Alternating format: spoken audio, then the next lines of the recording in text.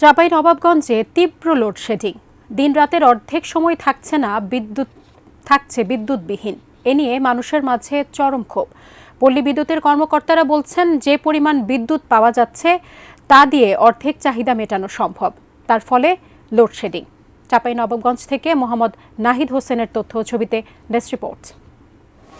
ফসলের ক্ষেতে দেখা যাচ্ছে না দরকারি সেচ। বিদ্যুতের অভাবে শিক্ষার্থীদের লেখাপড়া প্রায় বন্ধ। বেকার সময় কাটছে ব্যবসায়ীদের। বন্ধ মিল কারখানার উৎপাদন। তীব্র গরমে লাগাতার লোডশেডিং। আমের জেলা চাঁপাইনবাবগঞ্জে 24 ঘন্টার অর্ধেক সময় বিদ্যুৎ থাকছে না। হাঁসফাঁস অবস্থা মানুষের। স্বাভাবিক কাজকর্ম বন্ধ। অনেকেই পড়ছেন গরমজনিত অসুখ বিসুখে। দিনরাত মিলিয়ে টোটাল অ্যাভারেজে 6-7 ঘন্টা বিদ্যুৎ থাকছে না। এতে অনেক ভোগান্তি হচ্ছে, অনেক কাজে ব্যাহত হচ্ছে। নিজের কারেন্ট ভরে, নিজের টাকা ভরে যদি নাই শান্তি পাওয়া যায় তাহলে লাভ হইল।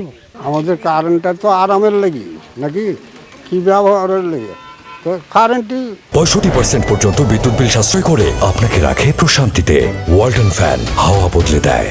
মুড়ি থাকে না ক্লাসে 12টার পর থেকে কারেন্ট থাকে না। এক সপ্তাহের কাজ আপনার 1 মাস লেগে যায়, তারপরও কাজটা কমপ্লিট হচ্ছে না আপনার কারেন্টের জন্য। চাঁপাইনবাবগঞ্জ জেলায় 3টি গ্রিড থেকে পল্লী বিদ্যুৎ ও 2টি গ্রিড থেকে নেসকো বিদ্যুৎ সরবরাহ করে। রাতে বিদ্যুতের চাহিদা গড়ে 150 মেগাওয়াট, আর দিনে প্রয়োজন হয় 120 মেগাওয়াট। বিদ্যুৎ বিভাগের কর্মকর্তারা বলছেন, সরবরাহ চাহিদার 60%-এরও কম, ফলে লোডশেডিং। প্রত্যেকটা গ্রিড থেকেই ওরা আমাদের চাহিদার তুলনায় সরবরাহটা ওদের আনুপাতিক হারে দিচ্ছে, যার ফলে আমার সাবস্টেশনে যদি 6টা ফিটার থাকে, যদি অর্ধেক লোড পাই তাহলে 3টা চালু করি, 3টা বন্ধ থাকে।